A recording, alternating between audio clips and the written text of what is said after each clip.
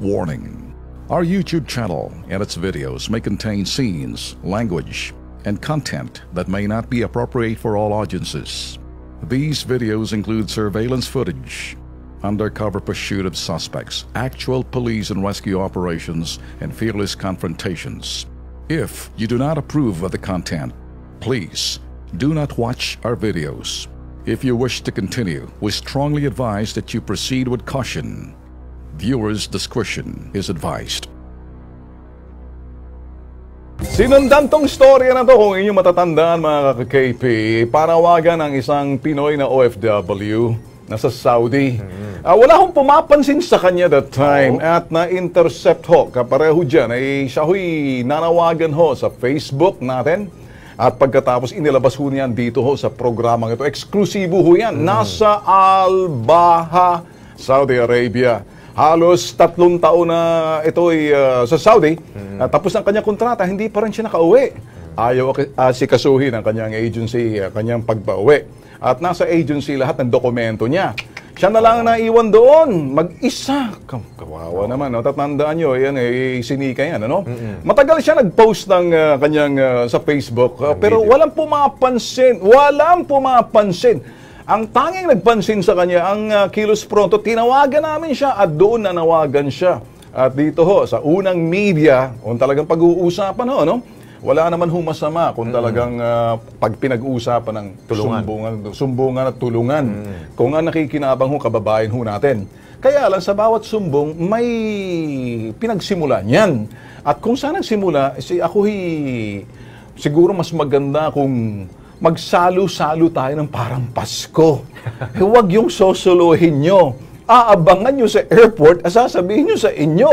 Wala namang masama kung tayo magsa-celebrate sabay-sabay.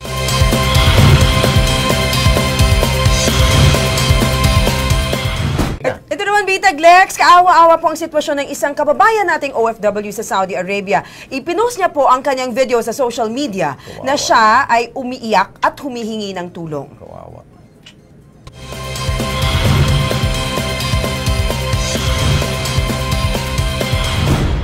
Ako po si Enrico Minicado. Yung lugar ko po sa probinsya, sa Negros, sa Bacolod City. 30 years old po. Yung kumpanya ko po, Bin Laden Haraminggit. Tagal ko na po dito sa Yambo Al-Bahar, Saudi Arabia.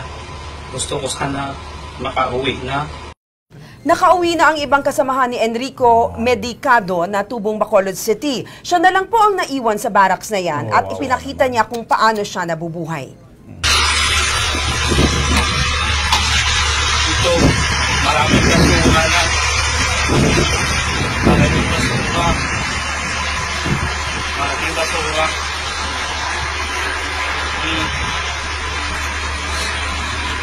Itong inipon kong scrap. Itong inipon kong scrap para may pambili ako sa sunod na araw ng bigas ko.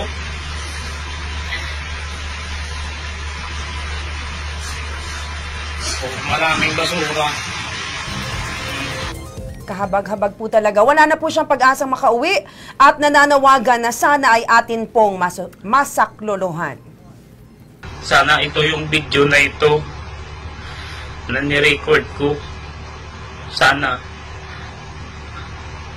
makita ng lahat para matulungan po ako na makauwi.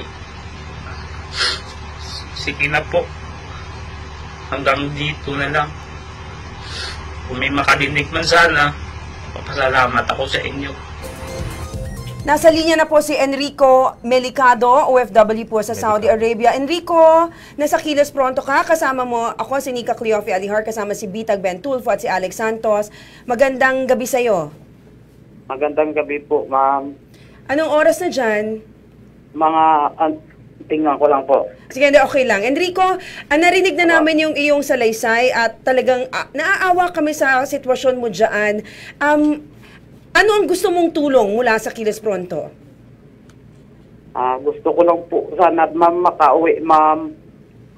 Yun lang po yung ano ko po. Ay, na-miss ko na yung pamilya ko po. Malapit na po. Maging 3 taon po. Okay. Enrico, si Ben Tulfo, ano? Narinig mo ako, Enrico? Oo, sir. Okay, Enrico, ganito.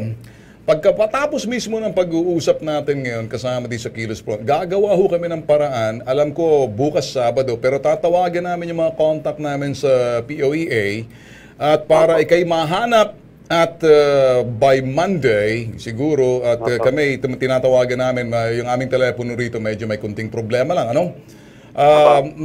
Sa iyo okay, pero dito sa aming local, pero sasabihin ko sa iyo, gagawa kami ng paraan talagang ikay mapapauwi. Marami na kaming napauwi na kapareho mo. Okay? Huwag ka mag-aalala. Ha? Tsaga ka lang ng konti. Saan mo binebenta yung mga scrap na yan? May bumibili ba Yung dyan? may ano po, may yung mga Pakistani po, sir, na mga kaibigan ko po. Okay. Naawa din po sila sa akin po. Pakistani. Oo. Okay. Enrico, ano ba talagang trabaho mo dyan? Ng tiles mason po. Mason. Tapos yung mga napauwi mo ng kaibigan, yun din ang trabaho. Yung iba ganon, yung iba hindi. O, paano sila Sa iba nakabalik? po kaming ano. Paano sila nakabalik Ano? dito sa Pilipinas tapos ikaw naiwan ka dyan? Nakabalik ng Pilipinas po, ma'am, kasi po yung ano po nila, yung papilis po nila, Okay. inaasikaso kaagad po ng kumpanya namin.